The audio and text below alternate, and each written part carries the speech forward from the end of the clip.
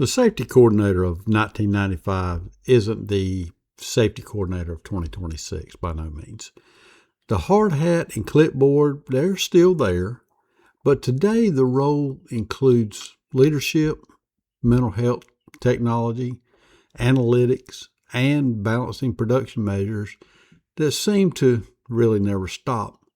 So what does the modern safety coordinator actually do?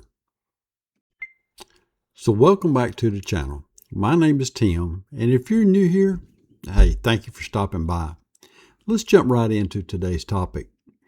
Over 5 years ago, we put out our very first video, Who is the Safety Coordinator? And this video, it continues to be our #1 watched video and started really a series of videos for the safety coordinator himself. Some others that we put out are first 90 days of a safety coordinator, how to build a safety culture that actually sticks, and winning over the skeptics, just to name a few. Today, I want to add a version 2 of Who is the Safety Coordinator, and entitled The Evolving Role of the Safety Coordinator in 2026, and cover really 6 points that I've jotted down that I think that you're going to find pretty interesting. This is a profession that continues to evolve over time, and it has quite a bit. What I want to cover today is what has changed and really what has remained the same. So let's jump right into it. Number 1, looking at my notes here, from rule enforcer to cultural builder. You know, years ago, the safety professionals were often viewed as the safety police. Today's successful coordinators influence culture and build trust. Relationships are not as important as, or let me say that again, relationships are now as important as regulations are in a lot of ways. Number 2, data and technology are changing the job, and I'm sure you have seen that in a lot of ways when it comes to safety software, incident tracking systems, AI-assisted hazard recognition, digital inspections, even when we're doing pre-trip inspections on equipment, dashboards and metrics. There's so much that has changed, and it's been added into the job today to, in a lot of ways, make things a little easier. Number 3, mental health and employee well-being, stress and fatigue management, burnout awareness, psychological safety. There's just so much going on. Supporting employees beyond just the physical injuries, and there's a lot that goes into that. Number 4, the fourth thing that I had was production pressures have never been greater. When you're talking about faster schedules, smaller crews, more output expectations, the safety coordinator often stands in the middle between production and protection. So if you get opportunity, check out our video on safety versus production. Lots of information on there that you can use. Number 5 is leadership matters today more than ever. Let me say that again. Number 5, leadership matters more than ever. When it comes to communication skills, 20 years ago, many organizations viewed the safety coordinator as the person who conducted the inspections, wrote the reports, and enforced the rules. Today, the most successful, I would say, safety professionals are communicators first and technical experts second. Think about that just for a moment. You can write the best policy in the world, create outstanding training materials, all your fancy PowerPoints, and identify every hazard on a job site. But if you cannot communicate effectively with the people doing the work, does it matter? No, none of it matters. None of it at all. The modern safety coordinator spends a tremendous amount of time communicating. You're communicating with frontline employees who may have been there 20 or 30 years of experience and aren't interested in hearing about another policy change. You're communicating with supervisors who are under pressure to meet production goals and deadlines. You're communicating with contractors, vendors, emergency responders, and regulatory agencies, and all of the above. Every one of those conversations require a different approach. The old stereotype of the safety person walking around with a clipboard looking for someone to write up simply doesn't work anymore. Today's safety coordinator has to be a coach. Sometimes you're teaching. Sometimes you're mentoring. Sometimes you're just sitting back and listening, and probably need to be doing more listening than you do talking. Sometimes you're having difficult conversations with employees who may be frustrated or resistant to change. And sometimes you're standing in front of a senior leadership explaining why production needs to stop because the risk is simply just too great or too outstanding. Communication isn't just talking. Communication is listening. Some of the best safety professionals I've ever worked with spend more time asking questions than giving answers, really. Like, help me understand why this process is being done this way. Or what obstacles are preventing employees from following the procedure? What can we do to make this safer and easier? Those conversations build trust. And trust is the currency of safety leadership. Because if employees trust you, they'll report those near misses. If they don't trust you, you'll never hear about them. They tell you what hazards are out there before anyone will get hurt. They'll ask questions when you're unsure. Because if they see you are the safety police, those conversations, like I said, they won't ever happen. The safety coordinator of 2026 isn't just managing compliance. Of course, a lot of people think that's what we do, but that's not nearly the case. They're building relationships. They're influencing decisions. They're developing leaders. And in many cases, they're shaping the culture, the very culture of the entire organization, one conversation at a time. In today's workplace, communication may be the most important tool a safety coordinator carries. Even more important than the hard hat and the clipboard or the big book of regulations. About coaching versus disciplining. One of the biggest shifts in the safety profession over the last several decades is moving from discipline first thinking to coaching first leadership. Now, don't misunderstand me. There are times when discipline is absolutely necessary. Willful violations, reckless behavior, and intentional disregard for safety procedures, they have consequences. But if discipline is your first tool, you're probably going to struggle as a safety coordinator. When an employee makes a mistake, one of the first questions I ask a lot of times is, was this a people problem or was this a systems problem? Was the employee properly trained?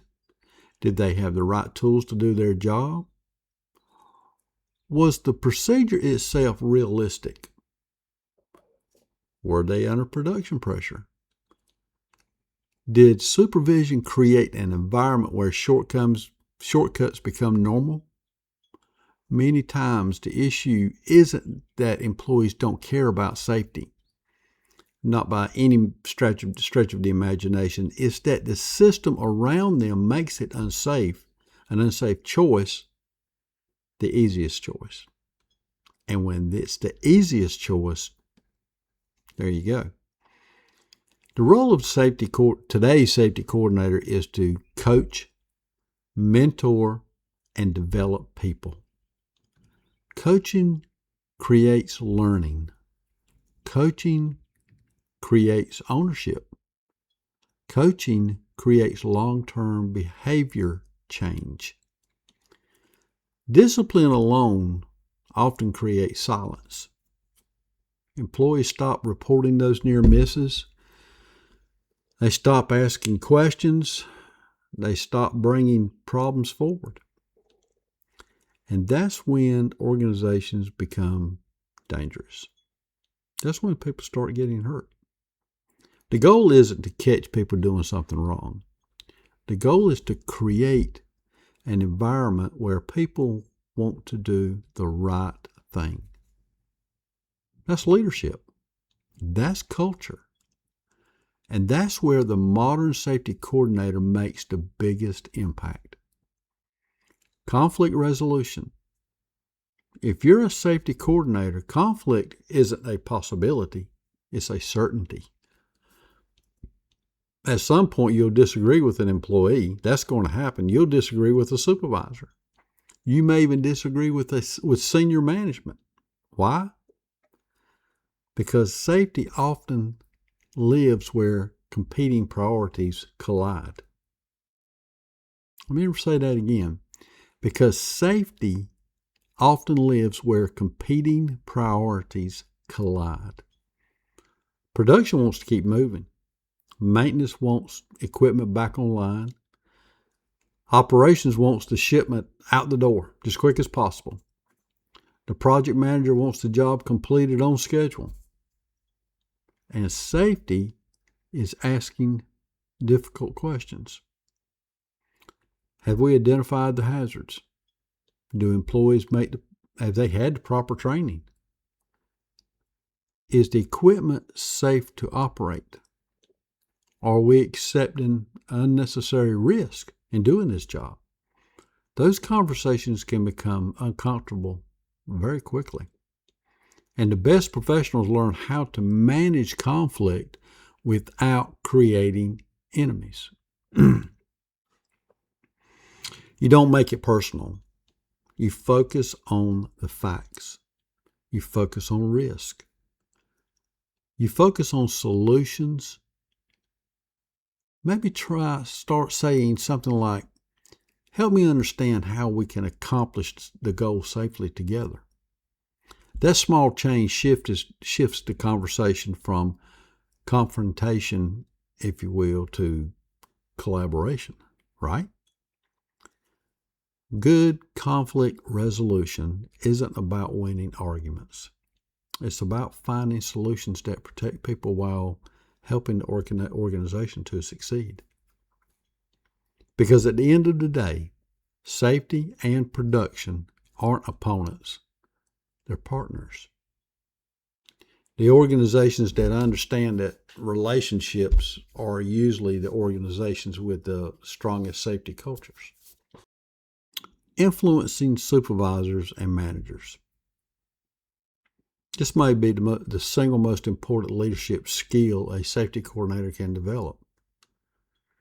In many organizations, safety professionals don't have direct authority over supervisors, managers, or department leaders. They just don't. You can't simply order people to do things differently. You have to influence people. You have to persuade people. You have to build credibility. You can't go to a work site and the people not know you, and you walk into their job site and immediately start making changes. That's going to get you in trouble really, really quick, and they will totally disrespect you for that, whether they're right or wrong. Whether the equipment they have is good equipment or bad equipment. Let's say you walk into a work zone that has a lot of fall protection equipment, and you go through and you start snatching out all the bad fall protection equipment, and they don't know you. They've never met you in person. You've never had that one-on-one conversation. What do you think's going to happen? You've lost all credibility with that team, with that crew. And credibility is earned over time. Supervisors, managers want to know three things. Will this keep my employees safe? Will this help my organization run better? And can we realistically accomplish this? The days of quoting regulations and expecting immediate compliance are largely gone. Today's leaders want solutions. They want options. They want practical recommendations. If you walk into a manager's office and say, OSHA requires us to do this, you may get compliance. You may not. But if you say, if we make this change, we'll reduce injuries, improve morale, reduce overtime, and lower our overall risk exposure, now you're speaking the language of leadership. The most effective safety coordinators understand business. Remember that. Number 6, let's talk about what hasn't changed. I told you in the very beginning we'll talk about what has and what has not changed. What hasn't changed? Hazard recognition, training, regulatory compliance, and protecting people and sending them home safely. That hasn't changed. It's always been that, and it's always will be. Sending people home safely. So, just in closing, being a safety coordinator is really and truly a great job. Technology will change. Regulations will change. Industries, they're going to change. But the mission of the safety coordinator remains exactly the same. Making sure the people who come to work this morning get to go home tonight. So, to stop it right here, take care, check out our other videos, and remember, stay sharp for safety. Take care.